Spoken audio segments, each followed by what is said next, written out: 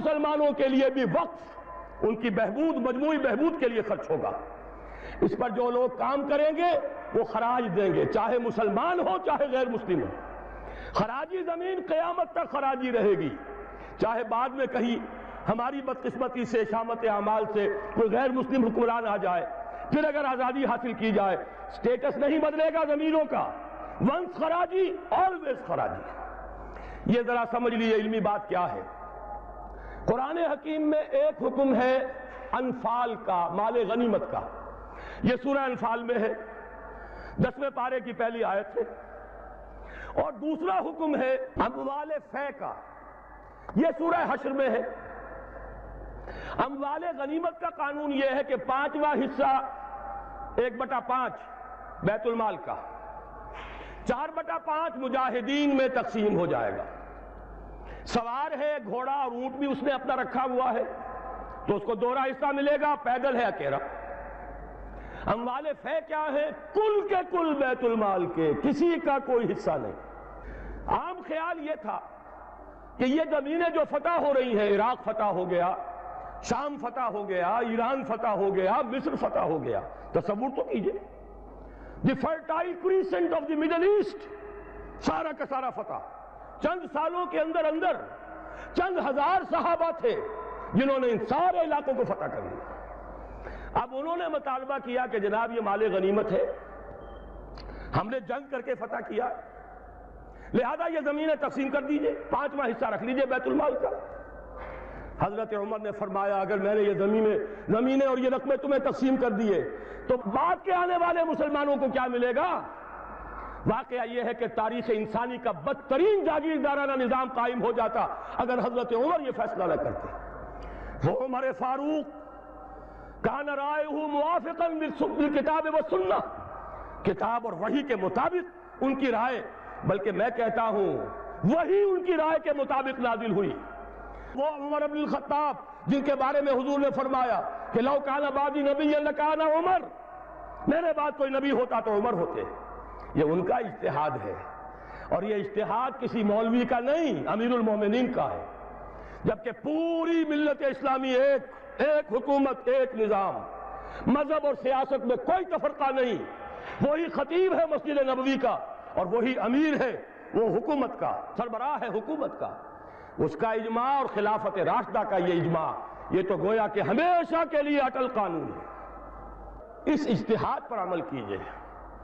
زرعی زمین کی 2 قسمیں ہماری شریعت میں ہیں۔ جو مسلمان لڑے بھڑے بغیر ایمان لے آئے ان کی زمینیں ان کی ملکیت ہیں، جیسے مدینے کے مسلمان، وہ تو لڑے نہیں، انہوں نے تو خود حضور کو لے کر اور ان کو دعوت دے کر وہ مدینے تشریف لے کر آئے ہیں، لہذا ان کی زمینیں ان کی ملکیت رہی، ان سے عشر لیا گیا، یہ عشری زمینیں کہلاتی ہیں۔ جو زمینیں فتح ہوئی، جو ملک، یہ عشری نہیں خراجی ہیں، یہاں پر وہ ملکیت رہیں گی بیت المال کی، مسلمانوں کی اجتماعی ملکیت، وقف علی المسلمین۔ البتہ جو کام کرے مسلمان ہو، کاشتکار، مجوسی ہو، عیسائی ہو، وہ خراج دیں گے براہ راست بیت المال کو۔ پاکستان کا یہ سارا علاقہ مسلمانوں نے بدور شمشیر فتح کیا تھا، یہ کسی کے باپ کی جاگیر نہیں ہے۔ وہ جاگیر چاہے کبھی رنجیت سنگھ نے دی ہو، چاہے وہ انگریزوں نے دی ہو، چاہے اس سے پہلے کہ وہ سلاطین مغلیہ نے دی ہو، جن میں سے سوائے ایک اورنگزیب عالمگیر کے باقی سب کا جو رویہ تھا وہ سب کو معلوم ہے کہ کیا تھا۔ اکبر اعظم نے تو یہاں سے دین محمدی کا جنازہ نکالنے کے لیے ایڑی چوٹی کا زور لگا دیا تھا صلی اللہ علیہ وسلم، نیا دین الہی رائج کیا تھا وہ اکبر اعظم علیہ ما علیہ، ان کی دی ہوئی جاگیریں اور وہ مقدس ہو جائیں گی، انگریز کی دی ہوئی جاگیریں اور وہ مقدس ہو جائیں گی، رنجیت سنگھ کی دی ہوئی جاگیریں وہ مقدس ہو جائیں گی، معاذ اللہ۔ یہ تمام زمینیں بیت المال کی ہیں، وقف علی المسلمین، ان سے خراج جائے گا براہ راست بیت المال میں، آدھی یا اس سے بھی زائد یا اس سے کم جو پوری پیداوار کا جائے گا وہاں، اتنا ریونیو جمع ہوگا، اتنا ریونیو جمع ہوگا کہ بہت سے لعنتی ٹیکسوں سے نجات مل جائے گی، جن میں سب سے بڑا لعنتی ٹیکس جو ہے انکم ٹیکس ہے۔ عام کاروباری آدمی یا تو ہمہ وقت کلرک رکھے، اکاؤنٹنٹ رکھے، اور پھر اسے بازار سے بھی نہیں ملتی رسید، وہ سامان لے کر آتا ہے، رسید نہیں دیتے، اب وہ جاتا ہے انکم ٹیکس افسر کے سامنے بھیگی بلی بنا کھڑا ہوا ہے، جھوٹ بولے، جھوٹ حلفیہ بیان دے، رشوت دے، اکاؤنٹنٹس کو دے، انکم ٹیکس آفیسر کو دے، چھوٹ جائے گا، جان بچ جائے گی، اور اگر جھوٹ نہیں بولے گا اپنی بساط الٹ دے۔ لہذا تقریباً سب کے سب جھوٹے ہو گئے، جھوٹے حلف دیتے ہیں۔ جب جھوٹا حلف انسان نے دے دیا ایک معاملے میں تو یوں سمجھئے کہ کارک کھل گیا بوتل کا، اب تو جھوٹ ہی ہوگا، اسی کا راج ہوگا۔ یہ سب سے بڑا ملعون ٹیکس ہے کہ جس نے ہمارے ہاں صداقت کا، دیانت کا، امانت کا جنازہ نکال دیا۔ اور یہ سب کچھ کیوں؟ اس لیے کہ جو اصل آمدنی کا ذریعہ ہے وہ تو ہم نے جاگیرداروں کو دے رکھا ہے، ان کے محل سج رہے ہیں، ان کے بڑے بڑے بنگلے ہیں، ان کے عیش ہیں۔ ہاری کو دیکھو، یہاں کے کاشتکار کو دیکھو۔ ایک صاحب نے ایک دفعہ کہا تھا، جو پہلے لاہور میں رہتے تھے پھر کچھ عرصے جا کر ایک دیہات میں مقیم ہوئے، کہنے لگے خدا کی قسم میں دیکھ کر حیران رہ گیا ہوں، پنجاب کا دیہاتی کاشتکار خود نہیں نہاتا، ہفتوں اپنی بھینس کو ضرور نہلاتا ہے، لیکن خود نہانے کا کوئی تصور نہیں، وہ حیوان سے بدتر ہو کر زندگی گزار رہا ہے۔ یہی حال ہاریوں کا ہے۔ یہی آپ جا کر دیکھیے، وہ بیچارے بھیڑیں بکریاں پالنے والے بلوچستان کا عام بلوچ، اور عیش کن کے ہیں سرداروں کے، عیش کن کے ہیں جاگیرداروں کے، زمینداروں کے۔ یہ سارا نظام ختم کر کے اور اس اجتہاد کی اصول پر یہ ساری زمینیں خراجی ہیں۔ اسی شہر لاہور کی بات کہہ رہا ہوں، ایک بہت بڑے مفتی صاحب، ان کے صاحبزادے نے مجھے بتایا کہ میرے والد صاحب کا قول یہ ہے کہ یہاں کی ساری زمینیں خراجی ہیں، عشری نہیں ہے۔ لیکن جب انہی کے دارالعلوم میں ہمارے ایک ساتھی نے استفتاء لکھ کر بھیجا تو ان مفتی صاحب نے دستخط نہیں کیے، کسی اور چھوٹے مفتی سے، وہ جو مفتی صاحب ابھی سمجھئے کہ ابھی وہ ایکسرسائز ہی کر رہے ہیں، اپرینٹس ہیں، ان کے ہاتھ سے دستخط کروا کے بھجوا دیا، یہ تو عشری ہے۔ یہ حال ہمارے علماء کا ہو چکا ہے۔ کیوں ہو گیا ہے؟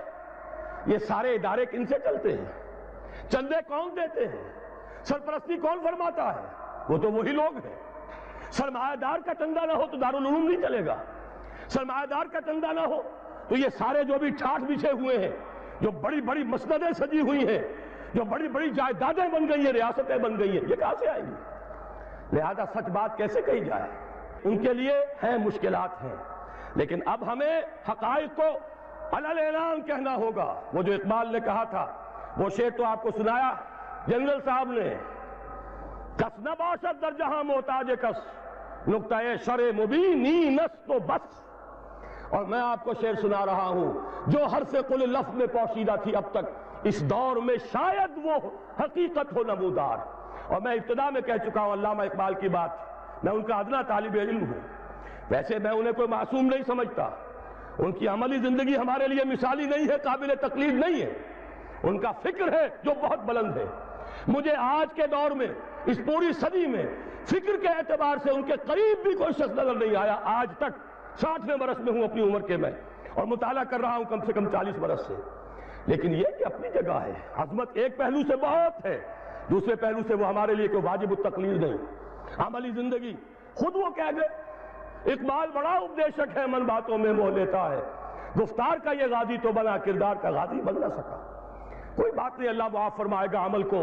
بات صحیح کہی ہے، اور وہ یہ کہی ہے کہ دور ملوکیت میں اسلام کے چہرے انور پر جو پردے پڑ گئے تھے، آج وقت آیا ہے کہ ان پردوں کو اٹھا دیا جائے، ڈنکے کی چوٹ کہا جائے یہ زمینیں خراجی ہیں، کسی کی ملکیت نہیں ہے، کسی کے باپ کی جاگیر نہیں ہے، یہ سب مسلمانوں پر وقف ہے، ان کی بہبود کے لیے ہے، ان سے خراج براہ راست جائے، نیا بندوبست اراضی کیا جائے۔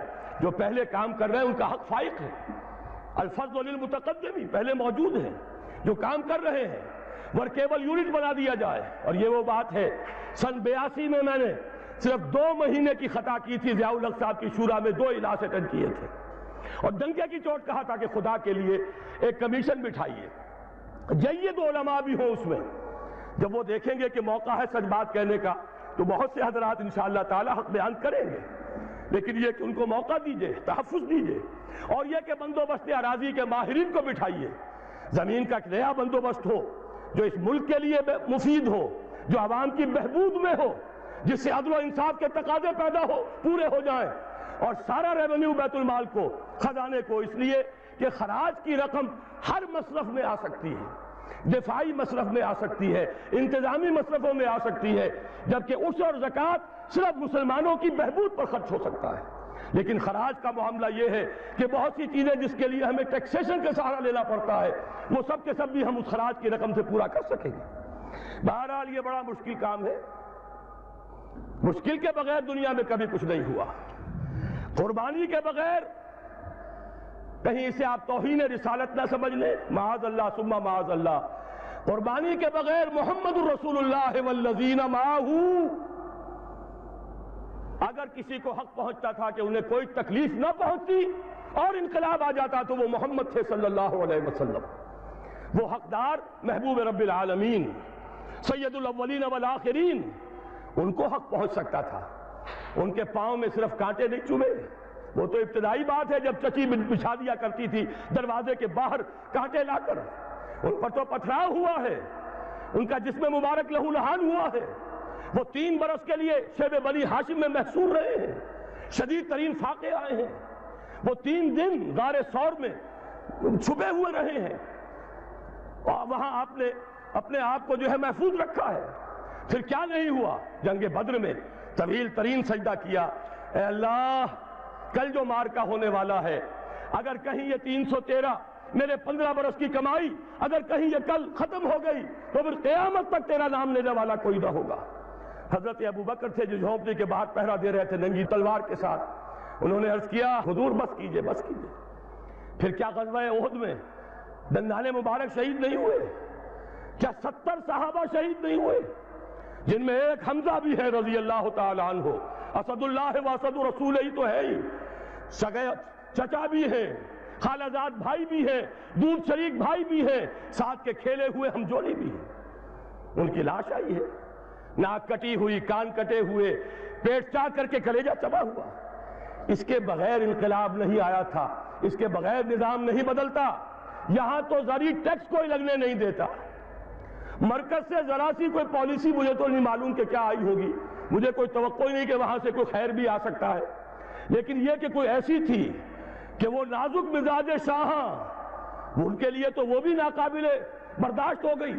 وہی آئی جے آئی کی حکومت مرکز میں، وہی آئی جے آئی کی حکومت یہاں، اور اس نے اس کے خلاف قرارداد پاس کر دی، اس لیے کہ ٹیکس نہیں دے سکتا، زمیندار نہیں، بیچارہ ایک تنخواہ دار ملازم 3000 4000 روپیہ جو آج کل کچھ بھی نہیں ہے، وہ تنخواہ لے رہا ہے، ایٹ سورس اس کا انکم ٹیکس کٹ جائے گا، انکم ٹیکس کٹے بغیر تنخواہ نہیں ملے گی۔